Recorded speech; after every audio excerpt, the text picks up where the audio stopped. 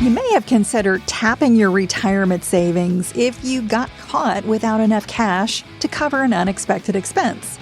While the IRS doesn't make it convenient or cheap to use a retirement account like a piggy bank, they have made small changes that will help if you're in a pinch. This podcast will review retirement account withdrawal rules and a recent change that makes tapping your retirement savings for emergencies less costly. And I'll discuss whether taking advantage of the new rule is a good idea.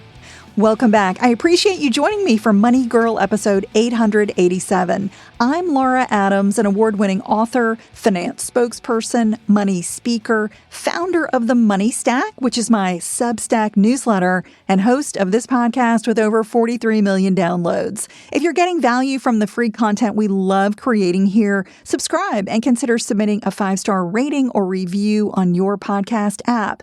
And if you have a question about money for the show, you can leave it on our voicemail at 302-364-0308. Or you can shoot me an email and sign up for the free Money Stack newsletter when you visit lauradadams.com. So before we talk about the new emergency withdrawal rule that started in 2024, let's review the general rules for tapping a workplace retirement account. When you have funds in a tax-advantaged, employer-sponsored retirement plan, like a 401k, 403b, or 457, you must follow strict IRS regulations.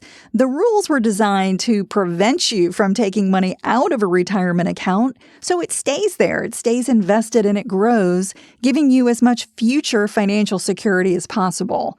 In addition, your employer customizes specific retirement plan options, like who qualifies to participate, and whether they're going to allow loans and hardship withdrawals with the plan. Therefore, if your retirement plan at work allows it, you can take hardship withdrawals. However, you must pay income tax on amounts not previously taxed, like those deductible contributions and the growth in a traditional 401k. Plus, if you take a hardship withdrawal and you're under age 59 and a half, you also must pay a 10% early withdrawal penalty on those hardship withdrawals unless you qualify for an exception, and I'll cover those in a moment. However, the catch with hardship withdrawals is that the IRS very narrowly defines them. For example, they only list a few reasons, like buying or repairing a primary residence or paying for education, medical, or funeral expenses. They say a hardship withdrawal must be for an immediate financial need, and you can't take an amount that exceeds the necessary amount. So while you might think it's a hardship that you need money to go on vacation, that is not an acceptable reason when it comes to taking money out of a retirement account. And if you have other funds available to pay for a hardship, you're technically not allowed to make a hardship withdrawal from a retirement account. Some plans may even specify that you must first take a retirement plan loan to pay for a hardship before requesting a hardship distribution. Workplace retirement plans allow an employer to rely on an employee's word. For instance, if a worker says they have an immediate need to pay funeral expenses with no other options than their retirement account, then the employer can approve a hardship distribution. Now, when I used to oversee benefits for a company that I worked for, employers used to be able to prohibit plan participants from contributing to their retirement accounts for at least 6 months after receiving a hardship withdrawal, but that's no longer the case. Employers can no longer suspend you from making retirement contributions after you take a hardship withdrawal. Now, I mentioned that if you take a hardship withdrawal before age 59 and a half from a workplace retirement plan, it is taxable and it will be subject to an additional 10% early withdrawal penalty. However, there are some exceptions when you can take a withdrawal and skip that additional 10% penalty. So I'm going to give you some situations when that 10% penalty does not apply. So one is having birth or adoption expenses, and they can be up to $5,000 per child.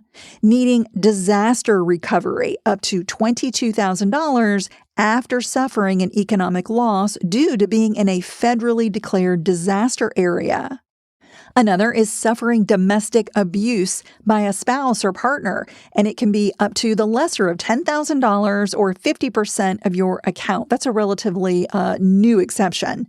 Another is paying someone under a qualified domestic relations order. Another is getting an IRS levy if you have any unpaid taxes. Having unreimbursed medical expenses that exceed 7.5% of your adjusted gross income. Being diagnosed with a terminal illness, having a permanent disability, and separating from service, so retiring after age 55. So deciding to retire early or, leaving your company after age 55. If you take a hardship withdrawal from a workplace plan for other reasons, like buying a home or paying funeral expenses, you must pay taxes plus that 10% penalty when you're younger than 59 and a half. And I think that surprises a lot of people who just kind of assume that they're not going to have that extra penalty for a hardship. It really just does depend on what the hardship is for. In addition, depending on where you live, your state may also tax retirement distributions. Now, let's switch gears and talk about the rules for taking a withdrawal from an individual retirement account or IRA. With an IRA, there are technically no hardship distributions. That's because you own the account yourself and you can tap that account anytime you like, although you may have to pay income taxes plus a 10% early withdrawal penalty if you're younger than age 59 and a half. So remember that those hardship withdrawals are really only going to apply for workplace plans. However, just like a workplace plan, certain IRA distributions used for specific purposes are exempt from that additional 10% penalty. The following reasons allow you to take an IRA withdrawal and skip that 10% penalty when you're under 59 and a half. One is having birth or adoption expenses up to $5,000 per child. Also needing disaster recovery up to $22,000 after suffering an economic loss due to being in a federally declared disaster area. Suffering domestic abuse by a spouse or partner up to the lesser of $10,000 or 50% of your account. Having an IRS levy for unpaid taxes, having unreimbursed medical expenses that exceed 7.5% of your adjusted gross income, having a permanent disability, paying qualified higher education expenses. So that's something that applies to an IRA but does not apply to a workplace plan, and being a first-time home buyer. So taking up to $10,000 to buy a home or even to repair or remodel a home is exempt up to $10,000. That's something that you get with an IRA that you don't get with a workplace retirement plan. To learn more, there's a really handy IRS chart that clearly outlines all of the different distribution reasons that you would or would not have an exemption from this 10% penalty when you're under 59 and a half. And it shows you all of the reasons for a workplace retirement plan and for an IRA-based plan. And that also includes accounts like a SEP IRA.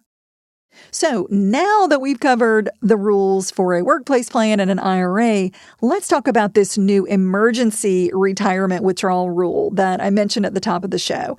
As I've explained, many common emergencies like needing a car repair or needing a plane ticket to visit family don't qualify as an IRS-approved hardship. However, a brand new emergency expense rule went into effect in January 2024 that allows you to take one distribution per calendar year for personal expenses up to the lesser of $1,000 or your vested account balance over $1,000. So the idea is that you can never take money out of the account that would leave you with less than $1,000. You can take an emergency withdrawal from a workplace retirement plan or an IRA and avoid the 10% penalty even if you're under 59 and a half. However, you will still owe taxes on any amounts not previously taxed. While $1,000 is a relatively small amount, the new emergency withdrawal could help someone with no savings who desperately needs to tap their 401k or IRA and, shouldn't get hit with that 10% penalty. However, once you take an emergency withdrawal, you can't take another one for 3 years unless you repay it or make new contributions to cover it over time. Now, there is some good news if you repay an emergency withdrawal to your retirement account at work or your IRA, which is that the IRS will treat it like a loan. That means you can avoid paying income taxes on that $1,000 withdrawal. The downside of tapping a retirement account certainly is interrupting its growth and compounding, which minimizes your future returns. Spending your retirement reduces your balance and your earning power. So for those reasons, I recommend that you never take a retirement account withdrawal unless it's your absolute last resort. I think it's better to consider other options like just making a creditor wait. If you have a bill, making a creditor wait or setting up a payment plan for, let's say, a medical bill or a funeral bill. That's better than to crack open your retirement nest egg. I know it might seem maybe more difficult or you might feel shame about not being able to pay a bill, but I can tell you in the long run, trying to work out something with a creditor is going to serve you much better than taking money out of your retirement account. But I know life brings unexpected expenses to all of us. And this new emergency rule does give you more options when you're in a cash crunch. I will say, if you have a workplace plan that allows it, taking a retirement account loan could actually be a less expensive option because, as I mentioned, taking a loan is tax-free if you repay a loan to your account over time. Loans only apply to workplace plans, and you must repay them with interest, but all of that money goes back into your own account. But the best solution for avoiding financial hardship in the first place is slowly building an emergency fund that you can easily tap for unexpected expenses. So if you haven't started building an emergency fund or you have a little money but it's really not enough, building that up to, let's say, 3 to 6 months worth of your living expenses is an excellent goal to set. That security will prevent you from having to tap your retirement account for any reason. All right, that's all for now. I'll talk to you soon. Until then, here's to living a richer life.